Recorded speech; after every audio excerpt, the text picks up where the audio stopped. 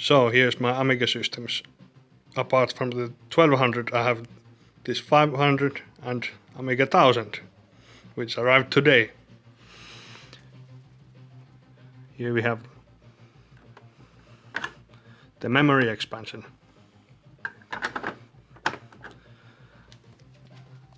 The side expansion slot has not the cover, but I'm going to get a classic 520 for it.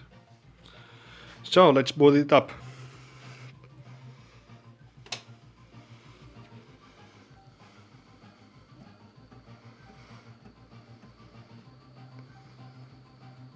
Oh, wrong disk. But okay, it boots to the Amiga test kit.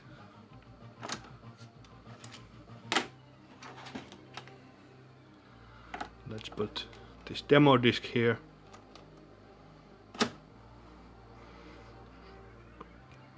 And it would help if I had 3 hands or a leg.